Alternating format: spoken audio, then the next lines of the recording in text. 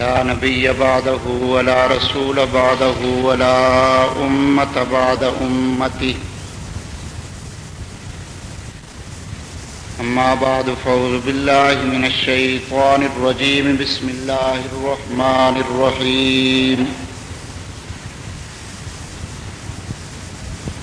ما كان محمد أبا أحد من رجالكم ولكن رسول الله وخاتم النبيين وكان الله بكل شيء عليما. وقال النبي صلى الله عليه وسلم أنا خاتم النبيين لا نبي بعدي. صدق الله مولانا العظيم وصدق رسوله النبي الكريم ونحن على ذلك لمن الشاهدين والشاكرين والحمد لله رب العالمين.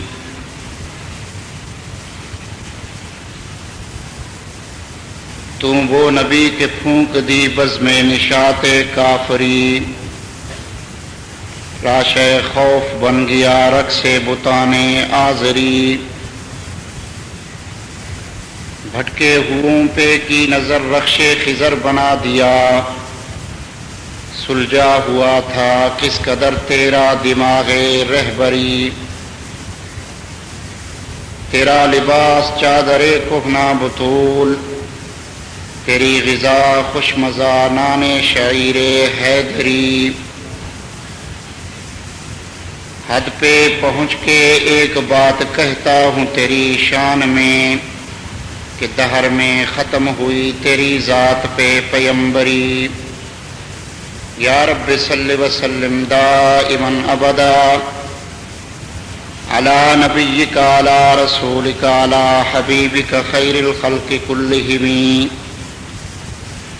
هو الحبيب الذي ترجى شفاعته لكل هول من الأحوال مقتحم. اللهم صل على سيدنا ومولانا محمد وعلى آل سيدنا ومولانا محمد بعدد كل ذرة ألف ألف مرة. واجب الاحترام بزرگوں بھائیوں، میں نے آپ کے سامنے قرآن مجید فرقان حمید کی ایک مشہور و معروف آیت اور آن حضرت صلی اللہ علیہ وسلم کا ایک معروف ارشاد گرامی پڑھا ہے. دعا یہ فرماؤ کہ اللہ پاک مجھے صحیح انداز میں گفتگو کرنے، بات سمجھانے کی توفیق عطا فرمائے، آپ کو سمجھنے کی، ہم سب کو اس پر عمل کرنے کی توفیق عطا فرمائے. کیونکہ اللہ رب العزت نے کامیابی اور ناکامی کا دار و مدار عملی زندگی پہ رکھا ہے، اس لیے عمل بہت ضروری ہے. عمل کے بغیر ناکامی ہے. آپ اگر غور فرمائیں گے تو آپ کو نظر آئے گا اعمال اگر اچھے ہیں، درست ہیں، صحیح ہیں، قرآن و سنت کے مطابق ہیں تو نجات ہے، کامیابی ہے، کامرانی ہے، اور اس دنیا سے رخصت ہونے کے بعد ٹھکانہ جنت ہے. خدا نخواستہ اعمال اگر قرآن و سنت کے خلاف ہیں،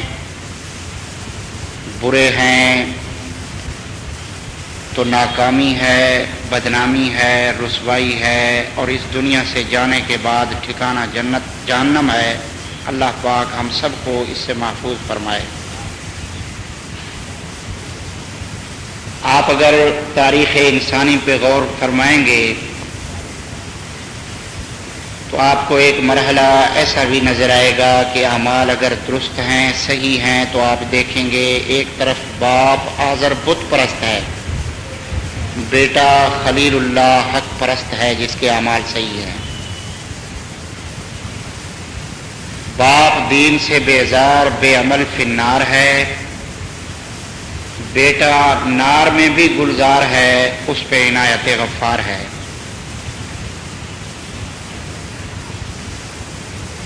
آپ نظر دوڑائیں گے ایک مرحلہ آپ کو ایسا بھی تاریخ میں نظر آئے گا کہ ایک طرف خامند فرعون لعین ہے، اس کی گھر والی حضرت آسیہ جس کے اعمال درست ہیں، قرآن و سنت کے مطابق ہیں، وہ جنت میں مکین ہے۔ خامند پہ خدا کا عذاب ہے، حضرت آسیہ دنیا و آخرت میں کامیاب و شاداب ہے۔ اس لیے رحمت للعالمین خاتم النبیین امام الانبیاء رہبر و رہنما محمد مصطفیٰ صلی اللہ علیہ وسلم نے اپنی زبان فیض ترجمہ گوہر فشاں سے بار بار یہ اعلان فرمایا، ان اللہ لا ينظر الى صورکم، اللہ کے ہاں شکل و صورت کو دیکھ کے حسن و جمال سے متاثر ہو کے فیصلے نہیں کیے جاتے، اور نہ کسی کا حسب نسب دیکھ کے فیصلے کیے جاتے ہیں، ولیکن اللہ ینظر الی اعمالکم وقلوبکم، اللہ پاک تمہارے اعمال کو اور تمہارے دلوں کی حالت کو دیکھ کر فیصلے فرماتے ہیں۔ آپ ملاحظہ فرمائیں، اگر صورت کی کوئی قدر و قیمت ہوتی، ابو لہب، لہب عربی میں شعلے کو کہا جاتا ہے، اتنا حسین تھا ابو لہب کہ اس کے رخسار سے حسن کے شعلے اٹھتے، شعائیں اٹھتی، لیکن اعمال صحیح نہیں ہے، حسین بھی ہے، حسن و جمال ہے، آن حضرت کا قریبی رشتہ دار ہے، چچا ہے آپ کا، وہ جہنم کا ایندھن بنتا ہے۔ حضرت بلال حبشے سے تشریف لاتے ہیں، کوئی ظاہری حسن و جمال نہیں ہے، رنگ سیاہ ہے، ہونٹ موٹے ہیں، زبان چچری ہے، پیغمبر کی غلامی میں آ کے عملی زندگی کو اپنایا، قرآن و حدیث پہ عمل کیا، جوتی سمیت جنت کے وارث بن گئے۔ آپ نے سنا ہوگا علماء کرام سے کہ آن حضرت صلی اللہ علیہ وسلم جب معراج پہ تشریف لے گئے، آسمانوں پہ کسی کے پاؤں کے چلنے کی آہٹ کو سنا، تو آپ نے جبریل امین سے پوچھا، جبریل یہ کون ہے جو آسمانوں پہ یہاں چل رہا ہے ہم سے آگے؟ جبریل امین نے جواب دیا کہ آقا آج آپ اس مقام پہ پہنچے ہیں جہاں تک کوئی بشر نہیں پہنچا۔ تمام انبیاء کو اللہ نے معراج کا شرف نصیب فرمایا، لیکن ان کی معراج زمین پہ ہوئی، اللہ نے آپ کو آسمانوں پہ بلا کر معراج کرائی۔ آپ جس مقام پہ پہنچے ہیں، آدم علیہ السلام سے لے کے عیسیٰ علیہ السلام تک انبیاء کی جماعت میں سے کسی نبی کو یہ مقام حاصل نہیں ہوا۔ آپ کو اللہ نے اتنے اہتمام سے بلایا کہ ہزاروں فرشتے آپ کے استقبال کے لیے بھیجے، جنت کی سواری آپ کو لانے کے لیے بھیجی گئی،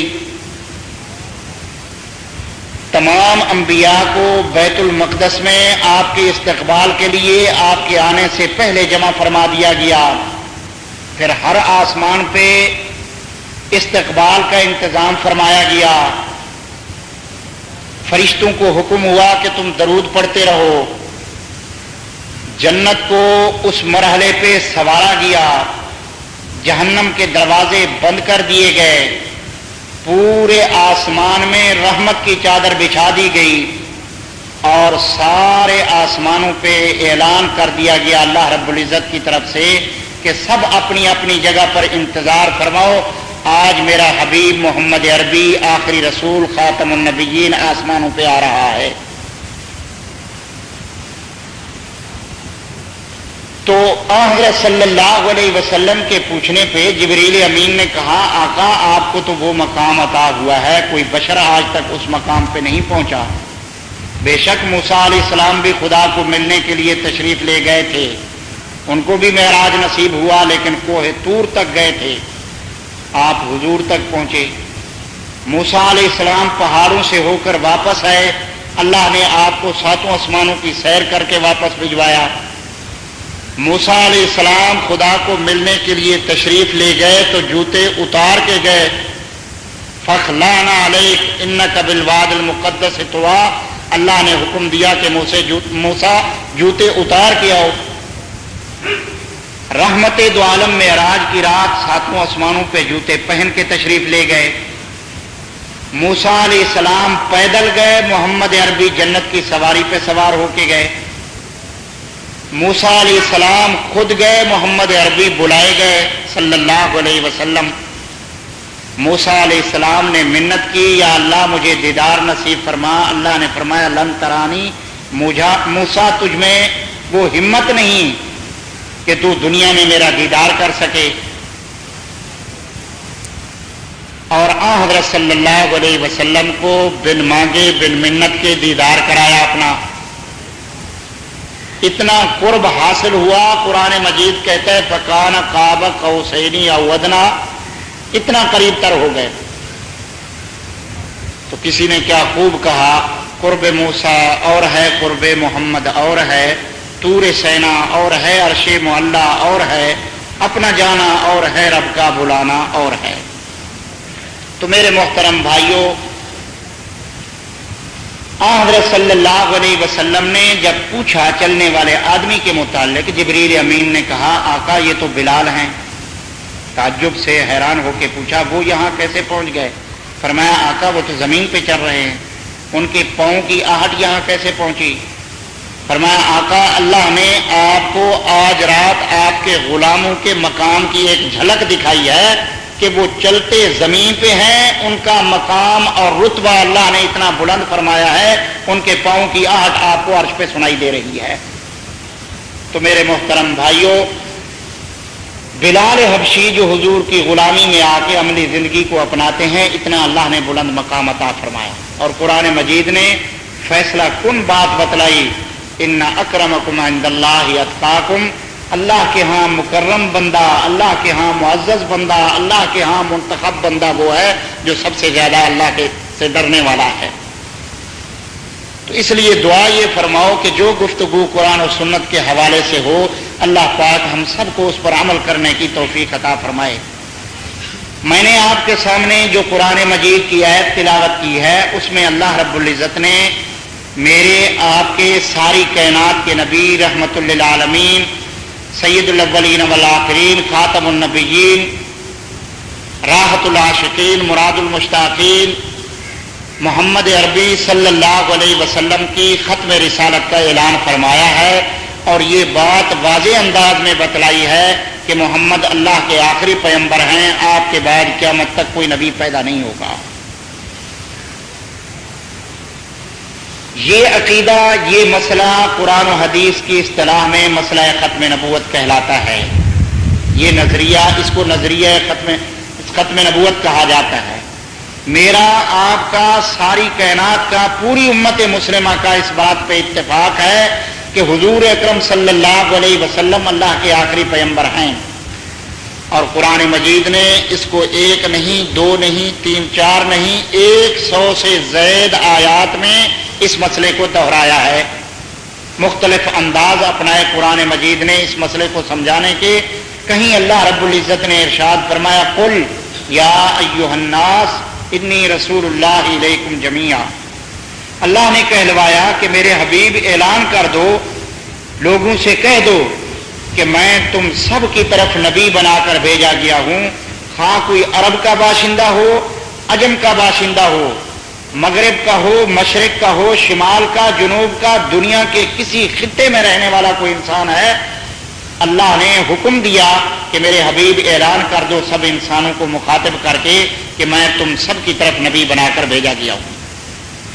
اور حضرت صلی اللہ علیہ وسلم نے ارشاد فرمایا کہ میں اس کا بھی نبی ہوں جس نے میرا زمانہ پا لیا، اور جو میرے بعد پیدا ہوں گے قیامت تک انسان، میں ان سب کا نبی ہوں۔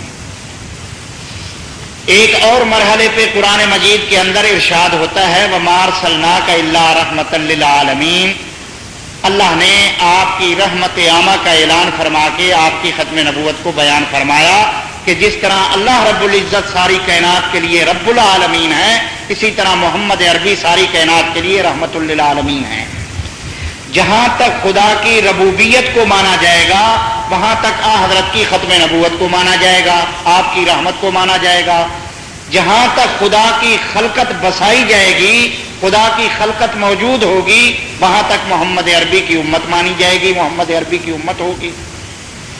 جہاں تک خدا کی خدائی ہوگی وہاں تک محمد عربی کی مصطفائی ہوگی، خدا رب العالمین کہلائے گا، محمد عربی رحمت للعالمین کہلائیں گے۔ رحمت خدا کی ہوگی، مغفرت خدا کی ہوگی، رحمت محمد مصطفیٰ کی ہوگی۔ رب وہ کہلائے گا، شاہ عرب یہ کہلائے گا۔ تو بہر کیف اللہ نے اس انداز سے اشارہ کر کے بتلایا کہ آپ ساری کائنات کے لیے رحمت للعالمین ہیں، آپ کی رحمت کو عام فرما کے اشارہ کیا کہ آپ خاتم النبیین ہیں۔ اسی طرح ایک اور مرحلے پہ اللہ رب العزت نے تکمیل دین کی بشارت دیتے ہوئے قرآن مجید کے اندر ارشاد فرمایا اور آپ کی ختم نبوت کی طرف اشارہ فرمایا، الیوم اکملت لکم دینکم واتممت علیکم نعمتی ورضیت لکم الاسلام دینا۔ اللہ رب العزت نے اس آیت مبارکہ کے اندر تکمیل دین کی بشارت دی، نعمت کے پورا ہونے کا اعلان فرمایا۔ تو اس کے ساتھ ضروری تھا جب دین مکمل ہو گیا، 1,24,000 انبیاء جس پروگرام کو لے آئے تھے وہ محمد عربی کی آمد سے مکمل ہو گیا، پایہ تکمیل کو پہنچ گیا، نعمت پوری ہو گئی، اور اللہ نے دین اسلام کو پسندیدہ دین کا خطاب دیا، ان الدین عند اللہ الاسلام۔ جب پروگرام مکمل ہو جائے، کوئی مشن پایہ تکمیل کو پہنچ جائے، اس مشن کے لانے والے افراد کے بھی خاتمے کا اعلان کر دیا جاتا ہے کہ اب چونکہ مشن مکمل ہو گیا ہے، اب اس سلسلے میں کوئی آدمی نہیں آئے گا۔ جب دین مکمل ہو گیا، پایہ تکمیل کو پہنچ گیا، نعمت پوری ہو گئی، تبیانا لکل شیء، قرآن مجید کے اندر ہر چیز کا بیان کر دیا گیا۔ کوئی ایسا مسئلہ باریک سے باریک تر جس کا اشارہ قرآن مجید کے اندر نہ کیا گیا ہو، ہر مسئلے کو کھول کھول کر بیان کر دیا گیا۔ دین اسلام کو پسندیدہ دین قرار دینے کے بعد اللہ رب العزت نے محمد عربی کی ختم نبوت کا واضح لفظوں میں اعلان فرمایا، ما کان محمد ابا احد ولکن رسول اللہ وخاتم النبیین، کہ اے انسانوں، محمد عربی صلی اللہ علیہ وسلم تم میں سے کسی جوان مرد کے باپ نہیں۔ جوان مرد کی قرآن نے شرط لگائی ہے، آپ کے صاحبزادے تو ہوئے، سن بلوغ کو پہنچنے سے پہلے وہ دنیا سے اٹھا لیے گئے۔ علماء نے لکھا ہے کہ اس میں بھی حکمت تھی اللہ رب العزت کی کہ نبی کا بیٹا ہو کر اس کی چال کو دیکھ کے کوئی متاثر ہو کے یہ نہ کہے کہ اس کی چال کا انداز حضور جیسا ہے۔ نبی کا بیٹا جب لوگوں کے سامنے آئے اور یہ نہ کہے اس کی صورت حضور سے ملتی ہے۔ نبی کا صاحبزادہ جب جمع ہو کے گفتگو کرے گا، لوگ اس کی گفتگو سے متاثر ہو کے یہ نہ کہنا شروع کر دیں اس کی گفتگو حضور سے ملتی ہے۔ اللہ رب العزت نے حکمت کے تحت آپ کے صاحبزادوں کو بچپن میں اٹھا لیا۔ اللہ نے اشارہ فرمایا کہ جس طرح میں اپنی خدائی میں وحدہ لا شریک ہوں، اسی طرح میرا محمد اپنی رسالت میں، بول میں، چال میں، رفتار میں، گفتار میں، کردار میں، ہر حال میں، سیرت میں، صورت میں ساری کائنات سے نرالا ہے اور وحدہ لا شریک ہے۔ اس کی آنکھ کے اشارے کا مقابلہ ساری دنیا نہیں کر سکتی، اس کی رفتار کا مقابلہ ساری دنیا نہیں کر سکتی۔ سارے متکلم جمع ہو جائیں، سارے اہل لسان جمع ہو جائیں، فصیح و بلیغ ادیب جمع ہو جائیں، محمد عربی کے زبان سے نکلے ہوئے ایک ارشاد گرامی کا مقابلہ نہیں کر سکتے۔ سارے حسین جمع ہو جائیں، محمد عربی کے حسن کا مقابلہ نہیں کر سکتے۔ کسی نے کیا خوب کہا، حسن یوسف دم عیسیٰ ید بیضاداری، آنکھ خوباں ہما دارند تو تنہا داری۔ یوسف علیہ السلام کو بھی اللہ نے حسن عطا فرمایا، اور احادیث میں آتا ہے نصف حسن پوری کائنات کا حضرت یوسف کو دیا گیا اور نصف پوری کائنات کو۔ اور علماء نے اس پر بحث کی ہے، محدثین نے، کہ حضرت کا حسن اس سے مستثنا ہے، ساری کائنات کو جتنا حسن ملا ہے اکیلے محمد الرسول اللہ کو اس سے زیادہ دیا گیا ہے۔ حضرت ابو ہریرہ راوی ہے، فرماتے ہیں حضرت صلی اللہ علیہ وسلم مسجد نبوی میں آرام فرما ہیں، یمن سے چادریں آتی تھی، لال دھاریوں والی چادر آپ نے اوپر کی ہوئی ہے، چہرہ مبارک چمک رہا ہے، 14ویں رات کا چاند ہے۔ حضرت ابو ہریرہ فرماتے ہیں کبھی میں چاند کو دیکھتا ہوں، کبھی حضرت کے چہرے کو دیکھتا ہوں، کبھی چاند کو دیکھتا ہوں، کبھی چہرے کو دیکھتا ہوں، دیکھ رہا ہوں کہ کون زیادہ حسین ہے، چاند زیادہ حسین ہے یا میرے رحمت دو عالم صلی اللہ علیہ وسلم کا چہرہ زیادہ حسین ہے۔ صحابی فرماتے ہیں میں فیصلہ کرنے پر مجبور ہوا کہ چاند میں وہ حسن چمک نظر نہیں آتی جو محمد عربی صلی اللہ علیہ وسلم کے چہرے میں اللہ نے حسن و جمال رکھا ہے۔ صحابہ فرماتے ہیں ہمیں بھوک لگتی، امام الانبیاء کا چہرہ دیکھتے ہماری بھوک ختم ہو جاتی، ہمیں پیاس لگتی، رحمت دو عالم کا چہرہ دیکھتے پیاس ختم ہو جاتی، دنیا جہاں کے صدمے ہمارے ذہن پہ اگر آ جاتے، ہمارے ذہن پہ بوجھ ہوتا، محمد عربی کا چہرہ دیکھنے سے ہمارا سارا بوجھ اتر جاتا۔ مشہور واقعہ ہے سیدنا ابو بکر صدیق کو جب کافروں نے مارا، کس بات پہ؟ اس بات پہ کہ حضور انور صلی اللہ علیہ وسلم کو چھڑانے کے لیے تشریف لے آئے۔ کافر جب حضرت پہ حملہ آور ہوئے، جب آپ تبلیغ کر رہے تھے، کافروں نے حضرت صلی اللہ علیہ وسلم کو تکلیف پہنچانی شروع کی۔ ابو بکر صدیق جب تشریف لائے، ایک ایک کافر کو دھکا دیا، حضور کو ان کے نرغے سے چھڑایا اور یہ ایت تلاوت کی اتقتلون رجلا ان یقول ربی اللہ وقد جاءکم بالبینات، نمک حرامو نالائکو، ایسی ہستی کو مارتے ہو جو کہتا ہے اللہ ایک ہے، آؤ مجھے سر سے پاؤں تک ٹکڑے ٹکڑے کر دو، میرا جسم کا کیما بنا دو، لیکن میرے حبیب محمد عربی کو کچھ نہ کہو۔ کافروں نے جب یہ سنا، اس مداخلت پر کافروں نے ابو بکر صدیق کو اتنا مارا کہ بے ہوش ہو گئے۔ قبیلے والے جمع ہوئے، انہوں نے وارننگ دے دی اگر اسی بیماری میں، اسی بے ہوشی میں ابو بکر صدیق انتقال کر گئے تو ہم فلاں آدمی سے جو مارنے میں پیش تھے ان سے قصاص لیں گے۔ 2-3 دن تک ہوش نہیں ہے۔ ماں سرہانے کے ساتھ بیٹھ کے چمچے سے پانی ڈال رہی ہے منہ میں کہ بیٹا ہوش میں آئے۔ جب 2 دن کے بعد آنکھیں کھولی، ماں نے تڑپ کے سوال کیا ما حالک یا ابا بکر، ابو بکر بہت مار کھائی ہے، بہت تکلیف ہوئی ہے، سارا کنبہ پریشان ہے، میں پریشان ہوں، یہ بتلاؤ اب طبیعت کیسی ہے؟ تو میرے محترم بھائیوں، اس عاشق زار، اس فنا فی الرسول، اس حبدار محمد سے جو پہلا جملہ نکلتا ہے ہوش میں آنے کے بعد، وہ اپنے متعلق نہیں تھا، وہ والدہ کے سوال کا جواب نہیں تھا۔ پہلا جملہ 2 دن کے بعد ہوش میں آنے کے بعد زبان سے یہ نکلا کہ ماں میرا حال مت پوچھ، مجھے یہ بتلا کہ میرے حبیب محمد عربی کس حال میں ہیں۔ ماں اس وقت تک مسلمان نہیں ہوئی تھی، وہ کہتی ہے بیٹے اب بھی ان کا نام لیتے ہو، انہی کی وجہ سے تو تمہیں مار پڑی ہے۔ صدیق اکبر فرماتے ہیں اماں میں تو زندہ انہی کے نام سے ہوں۔ تو آدمی بھیجے گئے، حضور انور کی خیریت دلوائی گئی، سنوائی گئی کہ حضرت خیریت سے ہیں اور فلاں جگہ پہ تشریف فرما ہیں۔ صدیق اکبر نے فرمایا مجھے اطمینان نہیں ہوتا، میں چل تو نہیں سکتا، مجھے رات کی تاریکی میں سہارا دے کے لے چلو، محمد عربی کا چہرہ دکھلاؤ، مجھے شفا ہو جائے گی۔ ماں نے یہ پوچھا کہ کسی حکیم کو بلائیں، فرمایا حکیم کی ضرورت نہیں، میرا حکیم خاتم النبیین ہے، مجھے اس کا چہرہ دیکھنے دو، اگر وہ خیریت سے ہے تو میری ساری تکلیف دور ہو جائے گی۔ رات کی تاریکی میں صدیق اکبر کو، عاشق رسول کو سہارا دے کے حضرت کے پاس لایا گیا، حضرت کے گلے سے ملے، حضرت نے جب پیار فرمایا، چیخ کے کہتے ہیں اماں اب فکر مند مت ہو، میری ساری مصیبت، میری ساری تکلیف دور ہو چکی ہے۔ جب میرے محبوب میرے سامنے خیریت سے ہے تو سمجھو کہ میں بھی خیریت سے ہوں۔ یہ ہے عشق رسول۔ بہر کیف میں عرض یہ کر رہا تھا کہ حضور انور صلی اللہ علیہ وسلم نے بہت تکلیفیں اٹھائیں، بہت یہ کیا دین اسلام کے لیے۔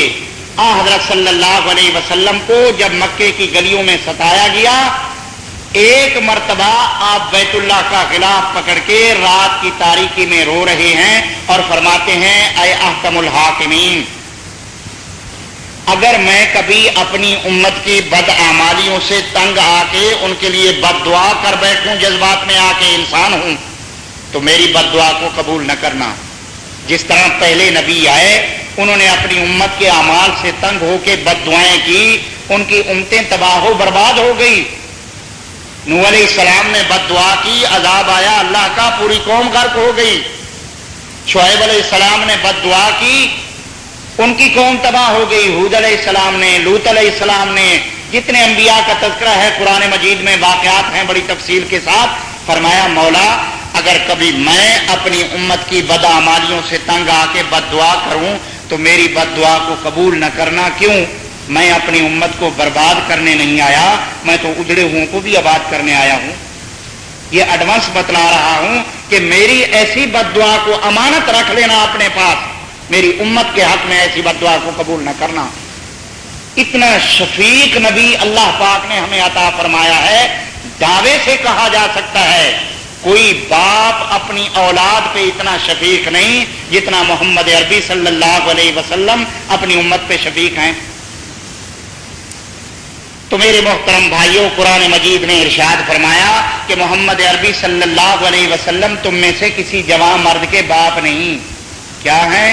اللہ کے رسول ہیں، اور رسول بھی ایسے خاتم النبیین، نبیوں کو ختم کرنے والے ہیں۔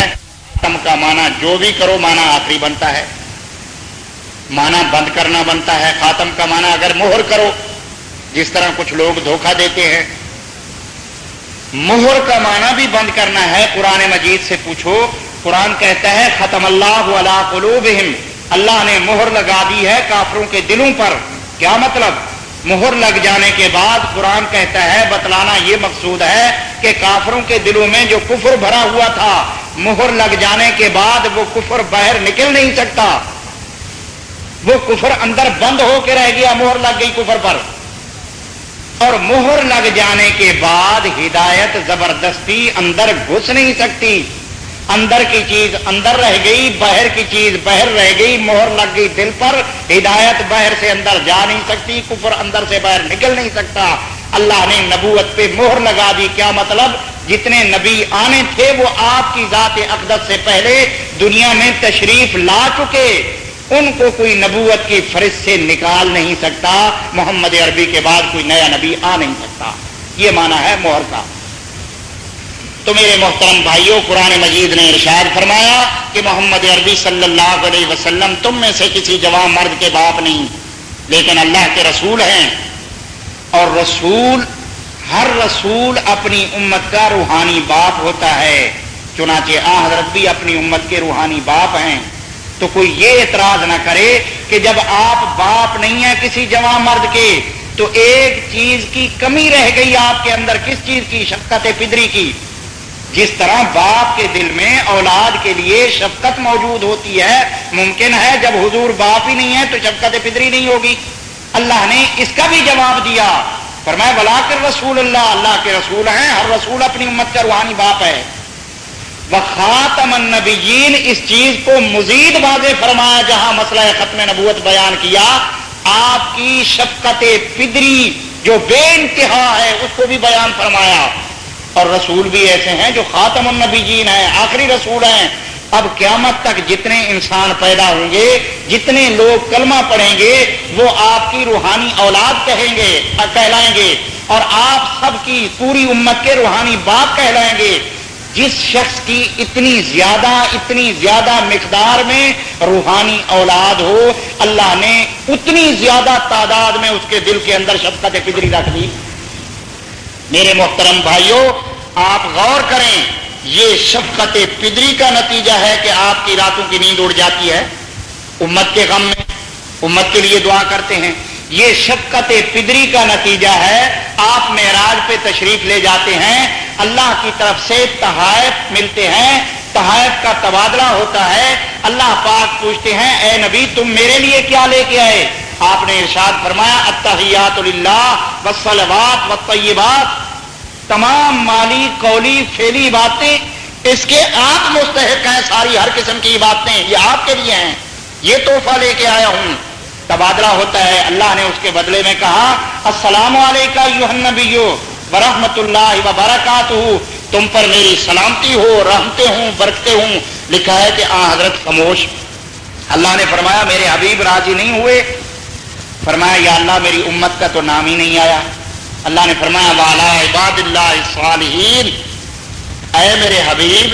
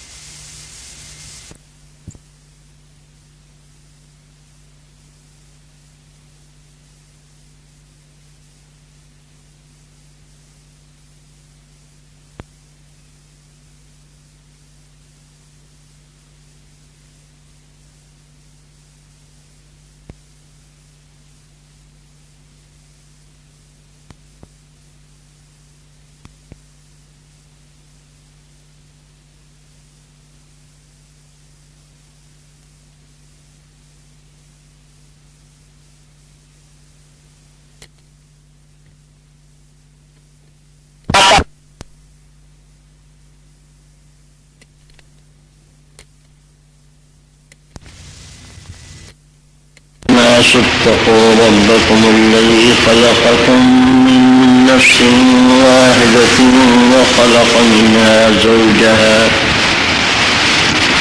اللہ نے فرمایا وعلی عباد اللہ الصالحین، اے میرے حبیب تیرے نے میرے نیک بندوں پر تیری وجہ سے سلامتی ہو۔ وہی رحمتیں، وہی سلامتی جو آخرت پر بھیجی گئی، وہی آپ کے سوال کرنے پر آپ کی امت پر بھی بھیجی گئی۔ آپ قربانی فرماتے ہیں، حدیث میں آتا ہے حضرت نے 2 دمبے خریدے، سارا سال ان کی خدمت کی، بڑے موٹے تازے دمبے تھے، ان کو کھلایا پلایا چرایا، ان کی خدمت کی۔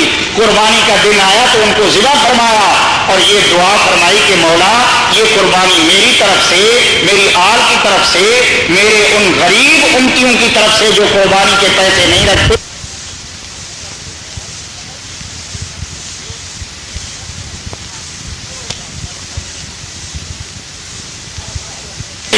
ہر مرحلے پہ امت یاد ہے۔ یہ شفقت پدری نہیں ہے تو اور کیا ہے؟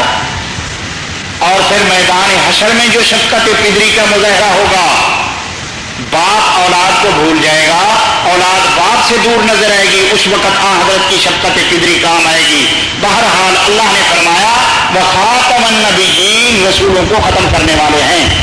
اس قسم کی جب آپ قرآن مجید میں ڈھونڈیں گے 100 سے زائد آیات قرآنی آپ کو ایسی ملیں گی جس میں اللہ رب العزت نے حضرت صلی اللہ علیہ وسلم کی ختم نبوت کے مسئلے کو بیان فرمایا ہے۔ اس سے آپ اندازہ لگائیں کہ 100 آیات قرآنی میں جس مسئلے کو دہرایا گیا ہو وہ مسئلہ کتنا اہم ہے۔ پھر حضور اکرم صلی اللہ علیہ وسلم نے اپنی زبان مبارک سے 1 نہیں 2 نہیں 3 4 نہیں 200 سے زائد مرتبہ مسئلہ ختم نبوت کو بیان فرمایا۔ ایک مرحلے پہ آپ نے ارشاد فرمایا، صحیح بخاری شریف کی روایت ہے، آپ نے فرمایا میری اور مجھ سے پہلے انبیاء کی مثال ایسے سمجھ لو جیسے ایک شخص نے گھر بنایا ہو، بہترین گھر بنایا، دل کھول کے پیسہ لگایا، اعلیٰ مستری اور مزدور لگائے، بہت عرصے کے بعد وہ گھر پائے، تکمیل کو پہنچ گیا۔ میں نے سنا، آپ نے سنا فلاں حاجی صاحب نے گھر بنایا ہے اور اتنے کروڑ اتنے ارب روپیہ لگایا ہے۔ لوگ دور دراز سے اس محل کی، اس گھر کی شہرت سن کے اس کو دیکھنے کے لیے آتے ہیں۔ مثال دی گئی حدیث میں مسئلہ سمجھانے کے لیے۔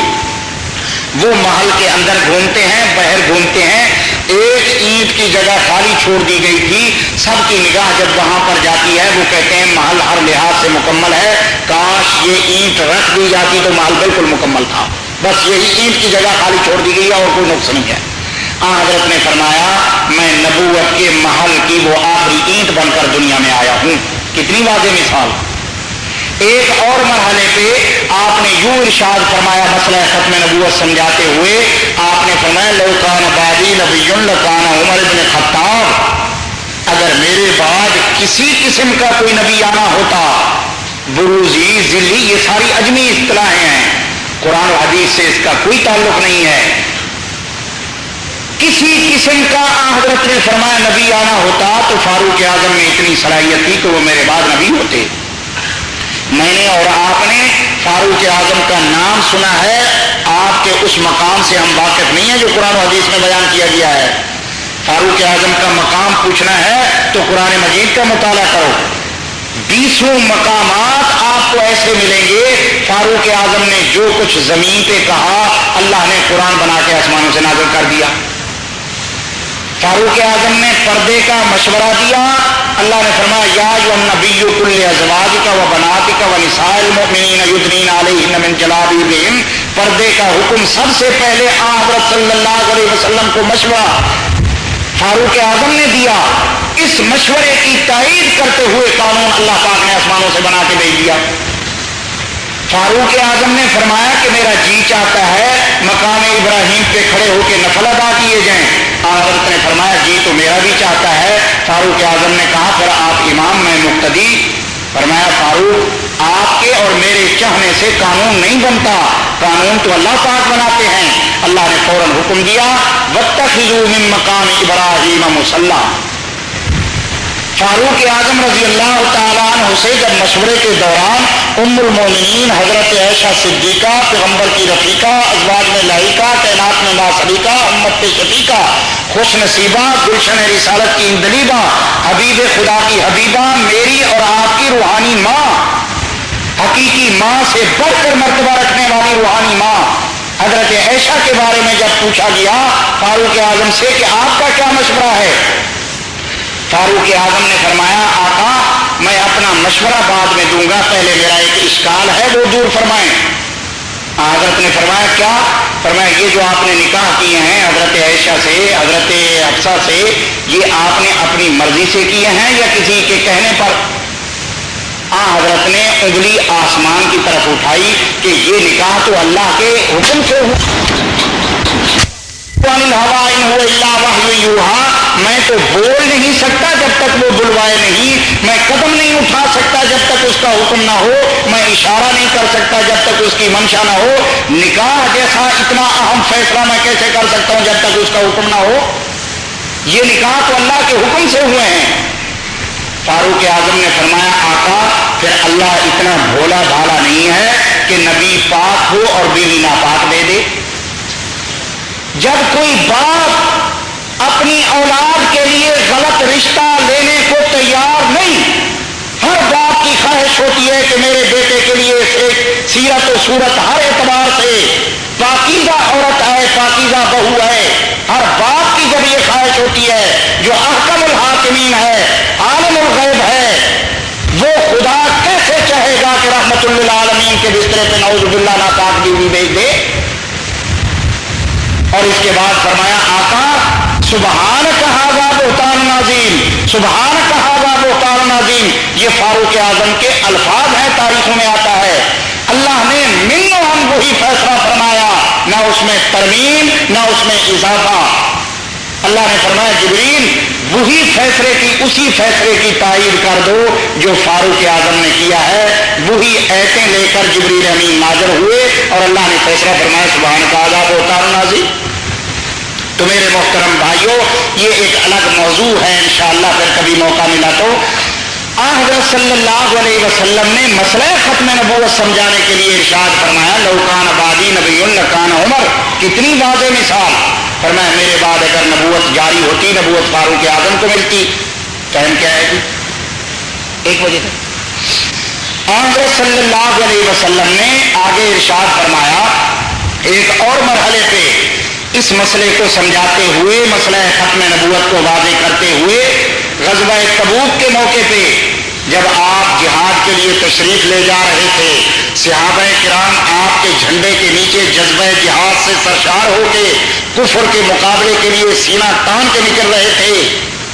کافروں کو لوہے کے چنے چبوانے کے لیے مدینہ سے لشکر اسلام روانہ ہوا.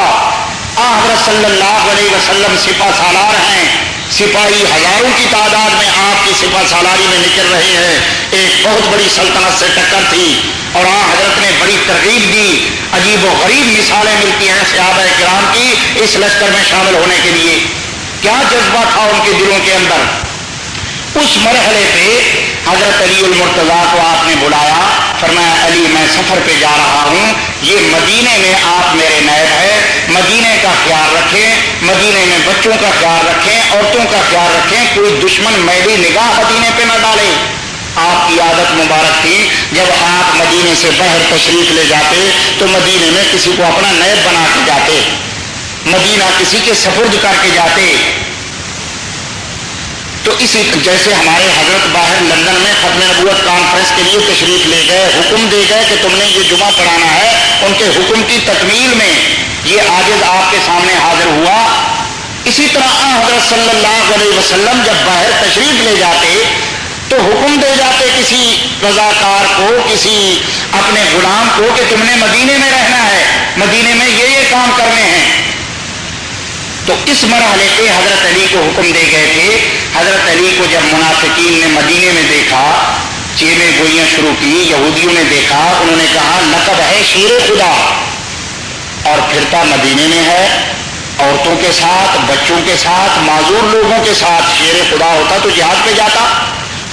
کافروں نے, منافقین نے حضرت علی کے متعلق جب اس قسم کی باتیں شروع کی, وہ باتیں چلتے چلتے حضرت علی تک پہنچ گئی. حضرت علی نے مدینہ چھوڑ دیا اور سفر کرتے کرتے راستے میں رحمت دو عالم سے آ کر ملاقات کی اور دست بستہ التجا کی, آقا میری ایک درخواست ہے, آرزو ہے, تمنا ہے. حضور نے فرمایا کیا؟ فرمایا آقا مدینے میں کسی اور کی ڈپٹی لگا کے جائیں, کسی اور کو اپنا نائب بنا کے جائیں, میں آپ کے ساتھ جہاد پہ جاؤں گا. حضور نے فرمایا کیوں؟ فرمایا آقا کافر مجھے بزدلی کا طعنہ دیتے ہیں, منافق میرے متعلق اس قسم کی بزدلی کی باتیں کرتے ہیں, میں سب کچھ برداشت کر سکتا ہوں لیکن اپنے متعلق بزدلی کا طعنہ نہیں سن سکتا. حضرت صلی اللہ علیہ وسلم کو جب صورتحال معلوم ہوئی, تسلی دیتے ہوئے واپس کیا اور اس مرحلے پہ حضرت علی کی دلجوئی کے لیے ارشاد فرمایا الا ترضى ان تكون مني بمنزلة هارون من موسى الا انه لا نبي بعدي. علی تو اس بات پہ راضی نہیں کہ تو ایسے میرا قائم مقام ہے جس طرح حضرت موسیٰ کے ان کے بھائی حضرت ہارون کا مقام ہوا کرتے تھے. اس مثال میں, اس تشبیہ میں کوئی شبہ ہو سکتا تھا, کوئی مغالطہ دے سکتا تھا کہ جس طرح اللہ نے حضرت موسیٰ کے ساتھ حضرت ہارون کو, ان کے بھائی کو نبوت سے سرفراز فرمایا تھا, ممکن ہے حضرت علی کو بھی کچھ ملا ہو. حضرت نے فوراً اس کا جواب دیا, فرمایا تم میرے قائم مقام تو ویسے ہو لیکن یہ بات یاد رکھو اس وقت نبوت جاری تھی, حضرت ہارون کو نبوت ملی, اللہ نے میری ذات پہ سلسلہ نبوت ختم کر دیا ہے, میرے بعد قیامت تک کسی کو نبوت نہیں ملے گی. تم میرے قائم مقام تو ہو لیکن میرے بعد نبی نہیں ہو, الا انہ لا نبی بعدی. تو میرے محترم بھائیوں, ذخیرہ احادیث پہ جب آپ ڈالیں گے 200 سے زائد احادیث آپ کو اس قسم کی ملیں گی جو مسئلہ ختم نبوت کی گواہ ہیں. حضرت صلی اللہ علیہ وسلم نے جن میں یہ مسئلہ, یہ عقیدہ اپنی امت کو سمجھایا کہ میں اللہ کا آخری پیغمبر ہوں, میرے بعد قیامت تک کوئی نبی پیدا نہیں ہوگا.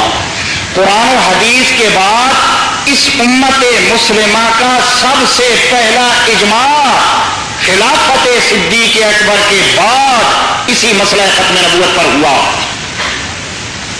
جب صدیق اکبر حضرت صلی اللہ علیہ وسلم کی مسند پہ تشریف لائے, حضرت کے مصلے پہ تشریف لائے, تو یہ مسند, یہ خلافت پھولوں کی سیج کی بجائے کانٹوں کا بستر دکھائی دی.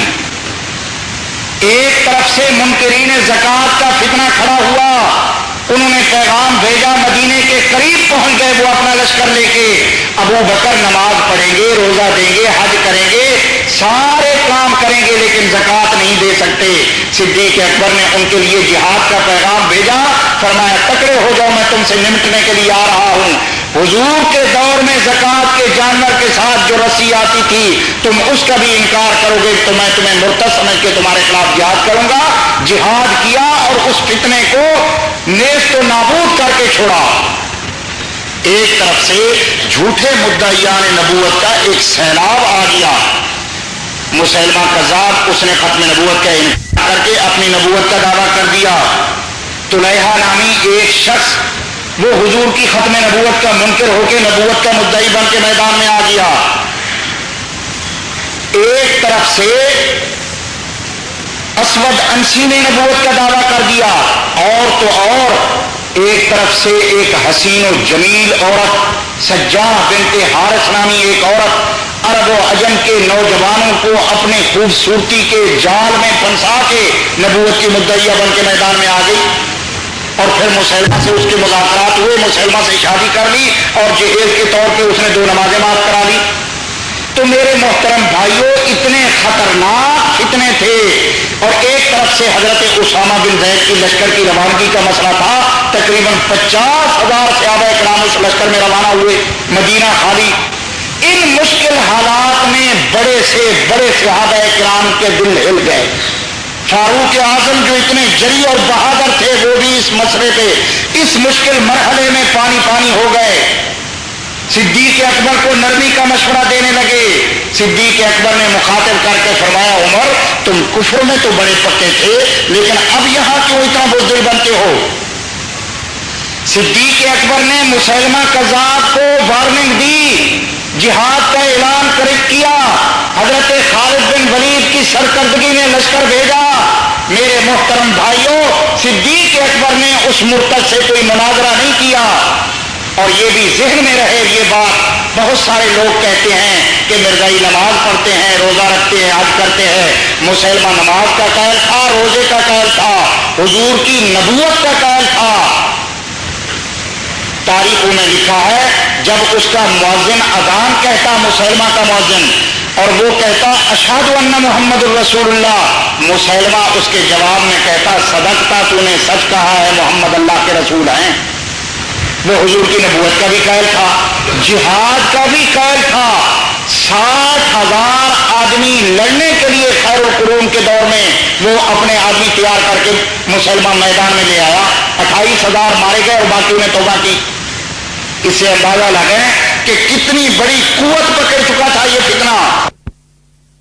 60,000 آدمی وہ لڑنے کے لیے لایا ابو بکر صدیق کے دور میں، صحابہ کرام کے دور میں. اور اس کے پیچھے بچے کتنے ہوں گے، بوڑھے کتنے ہوں گے، عورتیں کتنی ہوں گی، لاکھوں کی تعداد میں معلوم ہوتا ہے اس نے قوت پکڑ لی تھی. تو بہرکیف صدیق اکبر نے اس کی نمازوں کا خیال نہیں کیا، اس سے مناظرے کی ضرورت محسوس نہیں کی، اس کے جہاد کے قید ہونے کا خیال نہیں کیا. یہ نہیں دیکھا کہ وہ حضور کی نبوت کو مانتا ہے، اس کو کچھ نہ کہا جائے. صدیق اکبر نے اسے جہنم رسید کرنے کے لیے، اس کی گردن کو اڑانے کے لیے صرف اور صرف عقیدہ ختم نبوت کے انکار کو کافی سمجھا. تو معلوم ہوا کہ دین میں داخل ہونے کے لیے تمام ضروری باتوں کا ماننا ضروری ہے، اور خارج ہونے کے لیے یہ نہیں دیکھا جائے گا پورے دین کا انکار کرے گا تو کافر بنے گا. کوئی شخص سارے دین کو مانتا ہے، نماز کا انکار کر دے دائرہ اسلام سے خارج ہو گیا. کوئی شخص سارے دین کو مانتا ہے، صرف حضور کی ختم نبوت کا انکار کر دے دائرہ اسلام سے خارج. کوئی شخص سارے دین کا قائل ہے، من و ان مانتا ہے، پورے دین کو تسلیم کرتا ہے، احکامات کو، زکوٰۃ کا منکر ہو جائے دائرہ اسلام سے خارج ہو جائے گا. تو میرے محترم بھائیوں، صدیق اکبر نے وارننگ دی، جہاد ہوا. مسیلمہ کذاب کے ساتھ جو جہاد ہوا، اس جہاد میں 1200 صحابی رسول ناموس رسالت کی حفاظت کرتے ہوئے شہید ہوئے. 1200.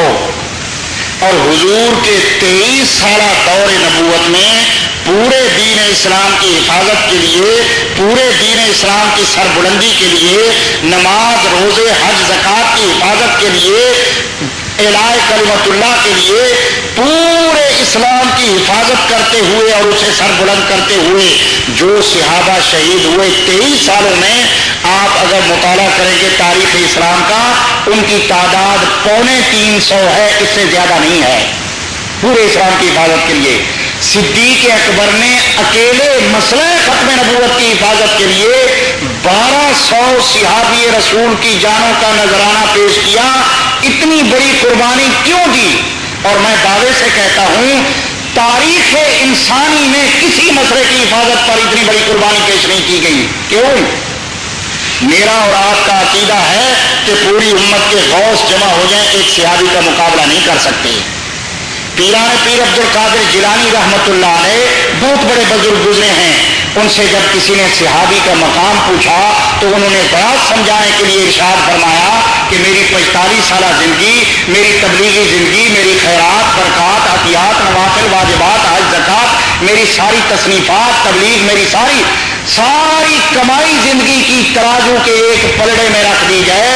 بلال حبشی نے کلمہ پڑھ کے ان آنکھوں سے 1 منٹ حضور کے چہرے کا دیدار کر کے جو نیکی حاصل کی ہے وہ ترازو کے دوسرے پلڑے میں رکھ دی جائے. پیران پیر نے فرمایا میری ساری نیکیاں کم ہو جائیں گی، بلال حبشی کا 1 منٹ حضور کا چہرہ دیکھنا یہ نیکی میری ساری زندگی پہ غالب آ جائے گی. عبداللہ ابن مبارک سے کسی نے جب صحابی کا مقام پوچھا اور پوچھا اس انداز سے کہ حضرت معاویہ اور حضرت عمر بن عبدالعزیز کی شان میں کیا فرق ہے، ایک انداز تھا سائل کے پوچھنے کا، تو عبداللہ ابن مبارک نے جواب دیا کہ حضرت معاویہ جب حضور کے گھوڑے کے نیچے، حضور کے جھنڈے کے نیچے گھوڑے پر سوار ہو کر جہاد کے لیے گھوڑا دوڑائیں، اس گھوڑے کے پاؤں سے جو غبار اڑ رہی ہے 70 عمر بن عبدالعزیز اکٹھے ہو کے اس غبار کا مقابلہ نہیں کر سکتے. تو میرے محترم بھائیوں یہ صحابی کا مقام اور مرتبہ ہے. 1200 صحابی رسول جس مسئلے کی حفاظت کرتے ہوئے جانوں کا نذرانہ پیش کر دیں، میں اور آپ اپنے ضمیر سے پوچھیں، اپنے ایمان سے پوچھیں کہ وہ مسئلہ کتنا اہم ہے. صدیق اکبر نے یہ بات مجھے اور آپ کو سمجھائی ہے کہ ختم نبوت کا مسئلہ دین اسلام کی بنیاد ہے، ختم نبوت کا مسئلہ ایمان کی روح ہے. اس مسئلے پہ جب بھی کوئی حرف ہے امت مٹ جانا برداشت کر لے، امت تباہ و برباد ہو جانا برداشت کر لے، امت کا جتنا نقصان ہو وہ برداشت کر لیا جائے، لیکن حضور کے بعد جو بھی دعوی نبوت کرے اسے 1 منٹ کے لیے بھی اس زمین پہ رہنے کا حق نہ دیا جائے. یہ مسئلہ سمجھایا ہے امت کو. تو میرے محترم بھائیوں وقت بہت مختصر ہے.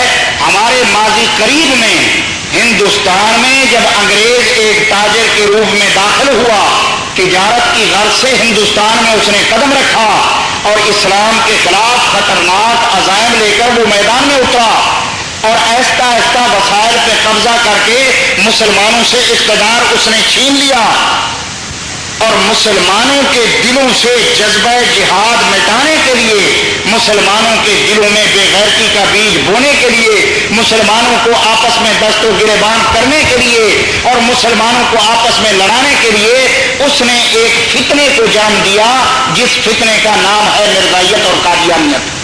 انگریز نے اپنے سیاسی مفادات کی خاطر ڈپٹی کمشنر سیال کوٹ کے آفس میں 15 روپے منتھلی تنخواہ لینے والے ایک ملازم سے ایک کلرک مرزا غلام احمد سے نبوت کا دعویٰ کرایا اور اس شخص کے ذریعے سے حضرت کی اتنی توہین کرائی گئی کہ 1400 سالہ اسلامی تاریخ میں کوئی اتنا بڑا گستاخ رسول نہیں گزرا جتنا مرزا غلام احمد قادیانی نے گستاخی کی ہے. میرا اور آپ کا عقیدہ ہے ساری کائنات جمع ہو جائے حضرت صلی اللہ علیہ وسلم کی شان کا، آپ کے مرتبے کا، آپ کے مقام کا مقابلہ نہیں کر سکتی. یہ عقیدہ ہے یا نہیں ہے؟ لیکن مرزائیوں کا یہ عقیدہ ہے. مرزا غلام احمد قادیانی کی کتاب ہے خطبہ الہامیہ، اس میں لکھتا ہے من فرق بینی و بین المصطفیٰ فما عرفنی وما رعا. خطبہ الہامیہ کا مطلب یہ ہے، وہ کہتا ہے کہ اس کا ایک ایک جملہ میں نے اللہ کے الہام سے لکھا ہے، اسی لیے اس کا نام خطبہ الہامیہ رکھا ہے. اور اس میں لکھتا ہے جو مجھ میں اور حضور میں کوئی فرق کرتا ہے اس نے مجھے نہیں دیکھا، مجھے نہیں پہچانا. آگے چل کے یہ بکواس کرتا ہے سارا وجودی وجود ہو، نعوذ باللہ اپنے ناپاک وجود کو وہ حضرت کا وجود قرار دیتا ہے. اس سے بڑی گستاخی اور کیا ہو سکتی ہے؟ تو میرے محترم بھائیوں ایک گزارش ان حالات میں، اور آج اس فتنے کے خلاف اسی وقت سے آواز شروع ہوئی، تحریکیں چلی. پاکستان بننے کے بعد ایک تحریک چلی 1953 میں، 10,000 مسلمان لاہور کے اندر شہید ہوئے، بوڑھے شہید ہوئے، بچے شہید ہوئے، جوان شہید ہوئے، 10,000 مسلمانوں نے گولیاں کھانی برداشت کر لی، لیکن مرزائیوں کے متعلق انہوں نے وہ فیصلہ قبول نہیں کیا جو حکمران کرانا چاہتے تھے، جو مرزائیوں کی منشا تھی۔ پھر 74 میں تحریک چلی جس کے نتیجے میں قادیانی سربراہ کو اسمبلی میں بلایا گیا۔ وہی بات جو علماء اسلام نے لدھیانہ کے اندر 2 عالم دین نے جو فتویٰ دیا تھا جب 1899 میں مرزا غلام احمد نے مسیح موعود ہونے کا دعویٰ کیا، 2 علماء دین نے یہ کہا تھا کہ یہ شخص کافر ہے، وہی بات چلتے چلتے پوری اسمبلی میں یہ کہا کہ مرزائی کافر ہیں، ان کو ماننے والے کافر ہیں۔